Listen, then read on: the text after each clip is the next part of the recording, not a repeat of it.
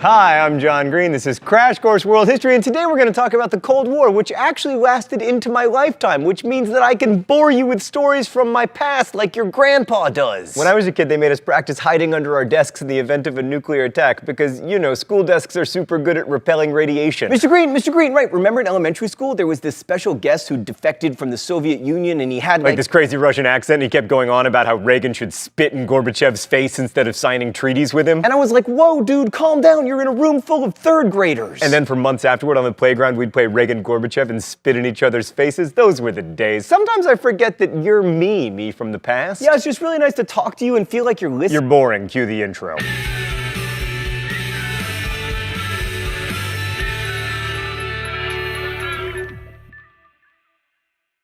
So the Cold War was a rivalry between the USSR and the USA that played out globally. We've tried to shy away from calling conflicts ideological or civilizational here on Crash Course, but in this case, the clash of civilizations model really does apply. Socialism, at least as Marx constructed it, wanted to take over the world, and many Soviets saw themselves in a conflict with bourgeois capitalism itself. And the Soviets saw American rebuilding efforts in Europe and Japan as the US trying to expand its markets, which, by the way, is exactly what we were doing. So the US feared that the USSR wanted to destroy democratic and capitalist institutions, and the Soviets feared that the US wanted to use its money and power to dominate Europe and eventually destroy the Soviet system. And both parties were right to be worried. It's not paranoia if they really are out to get you. Now, of course, we've seen a lot of geopolitical struggles between major world powers here on Crash Course, but this time there was the special added bonus that war could lead to the destruction of the human species. That was new for world history, and it's worth remembering it's still new. Here's the period of time we've discussed on Crash Course, and this is how long we've had the technological capability to exterminate ourselves.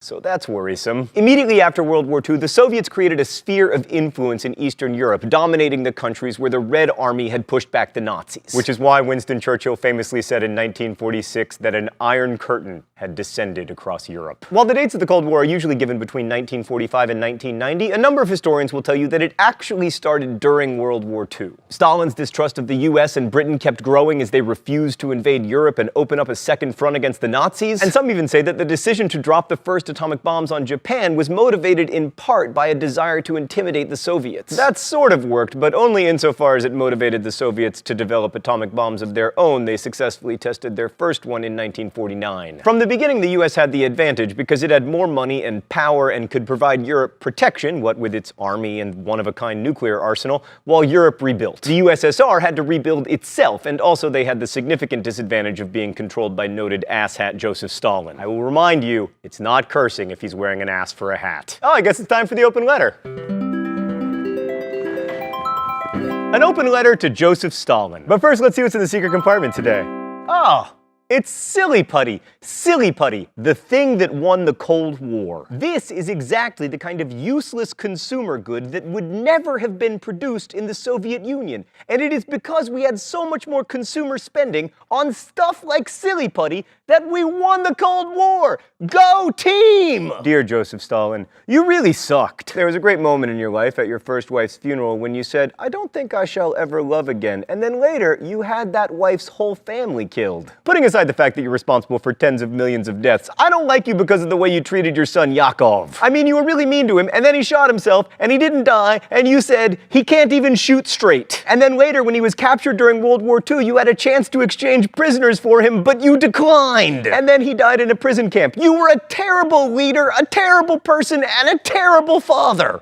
Best wishes, John Green. All right, let's go to the thought bubble. Europe was the first battleground of the Cold War, especially Germany, which was divided into two parts, with the former capital, Berlin, also divided into two parts. And yes, I know the western part was divided into smaller occupation zones, but I'm simplifying. In 1948, the Soviets tried to cut off West Berlin by closing the main road that led into the city, but the Berlin airlift stopped them. And then in 1961, the Soviets tried again, and this time they were much more successful, building a wall around West Berlin, although it's worth noting that the thing was up for less than 30 years. I mean, Meatloaf's career has lasted longer than the Berlin Wall did. The US response to the Soviets was a policy called containment. It basically involved stopping the spread of communism by standing up to the Soviets wherever they seemed to want to expand. In Europe, this meant spending a lot of money. First, the Marshall Plan spent $13 billion on rebuilding Western Europe with grants and credits that Europeans would spend on American consumer goods and on construction. Capitalism's cheap food and plentiful stuff, it was hoped, would stop the spread of communism. The US also tried to slow the spread of communism by founding NATO and with CIA interventions in elections where communists had a chance, as in Italy. But despite all the great spy novels and shaken, not stirred martinis, the Cold War never did heat up in Europe. Probably the most important part of the Cold War that people just don't remember these days is the nuclear arms race. Both sides developed nuclear arsenals, the Soviets initially with the help of spies who stole American secrets. Eventually, the nuclear arsenals were so big that the US and USSR agreed on a strategy appropriately called MAD, which stood for Mutually Assured Destruction. Thanks, Thought Bubble. And yes, nuclear weapons were and are capable of destroying humanity many times over. But only once or twice did we get close to nuclear war, during the 1962 Cuban Missile Crisis, and then again in 1983 when we forgot to give the Russians the heads up that we were doing some war games, which made it look like we had launched a first strike. Our bad! But even though mutually assured destruction prevented direct conflict, there was plenty of hot war in the Cold War. The Korean War saw lots of fighting between communists and capitalists, as did the Vietnam War. I mean, these days we remember the domino effect as silly paranoia, but after Korea and especially China became communist, Vietnam's movement toward communism seemed very much a threat to Japan, which the US had helped remake into a vibrant capitalist ally. So the US got bogged down in one of its longest wars while the Soviets assisted the North Vietnamese army and the Viet Cong, but then we paid them back by supporting the anti-communist Mujahideen after the Soviets invaded Afghanistan in 1979. Of course, as we now know, nobody conquers Afghanistan, unless you are the Mongols.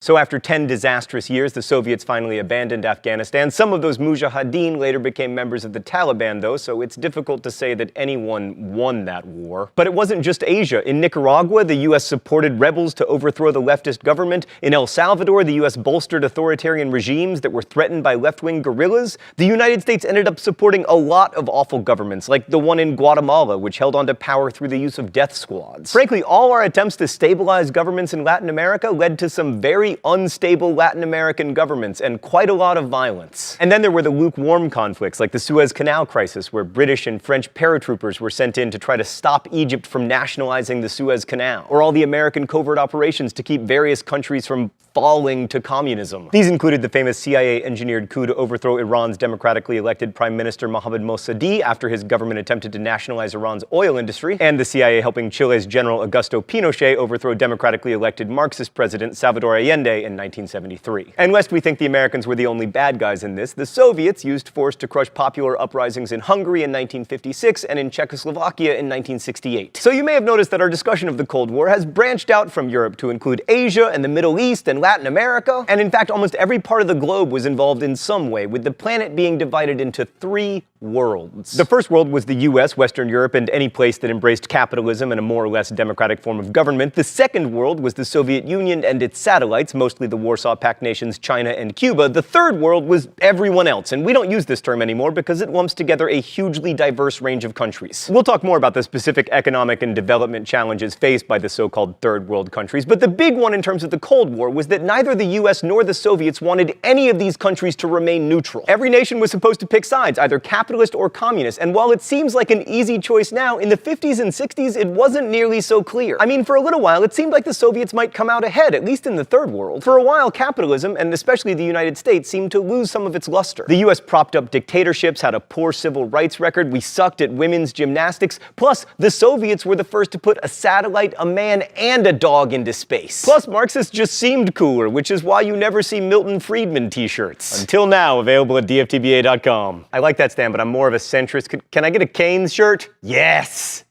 Now that's hot. But Soviet socialism did not finally prove to be a viable alternative to industrial capitalism. Over time, state-run economies just generally don't fare as well as private enterprise, and people like living in a world where they can have more stuff. More importantly, Soviet policies were just bad. Collectivized agriculture stymied production and led to famine, suppression of dissent and traditional cultures made people angry, and no one liked suffering the humiliation of driving a Yugo. But why the Cold War ended when it did is one of the most interesting questions of the 20th century. It probably wasn't Ronald Reagan bankrupting the Soviets, despite what some politicians believe. The USSR had more satellite states that it needed to spend more to prop up than the US had to invest in its allies, and the Soviet system could never keep up with economic growth in the West. But probably the individual most responsible for the end of the Cold War was Mikhail Baryshnikov.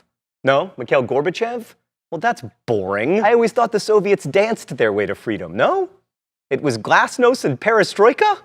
All right. Right, but Gorbachev's perestroika and glasnost opened up the Soviet political and economic systems with contested local elections, less restricted civil society groups, less censorship, more autonomy for the Soviet republics, more non-state-run businesses, and more autonomy for state-run farms. Glasnost, or openness, led to more information from the West, and less censorship led to a flood of criticism as people realized how much poorer the Second World was than the First. And one by one, often quite suddenly, former communist states collapsed. In Germany, the Berlin Wall came down in 1989, and East and West Germany were reunited in 1990. In Poland, the Gdansk Dock Workers Union Solidarity turned into a mass political movement and won 99 of the 100 seats it was allowed to contest in the 1989 election. Hungary held multi-party elections in 1990. The same year, mass demonstrations led to elections in Czechoslovakia. In 1993, that country split up into Slovakia and the Czech Republic, the happiest and most mutually beneficial divorce since Cher left Sunny. Of course, sometimes the transition away from communism was violent and painful. In Romania, for instance, the communist dictator Ceausescu held on to power until he was tried and put before a firing squad at the end of 1989, and it took until 1996 for a non-communist government to take power there. And in Yugoslavia, well, not so great. And in Russia, it's a little bit Putin-y. Yeah, Putin! But just 20 years later, it's hard to believe that the world was once dominated by two superpowers held in check by mutually assured destruction. What's really amazing to me, though, is that until the late 1980s, it felt like the Cold War was going to go on forever. Time seems to slow as it approaches us, and living in the post-Cold War nuclear age, we should remember that the past feels distant, even when it's near, and that the future seems assured, even though it isn't. Thanks for watching. I'll see you next week. Crash Course is produced and directed by Stan Muller. Our script supervisor is Meredith Danko. Our associate producer is Danica Johnson. The show is written by my high school history teacher Raoul Meyer and myself, and our graphics team is Thought Bubble. Last week's phrase of the week was Justin Bieber. Thanks for that suggestion. If you'd like to suggest future phrases of the week, you can do so in comments, where you can also ask questions about today's video that will be answered by our team of historians. Thanks for watching Crash Course, and as we say in my hometown, don't forget to be awesome.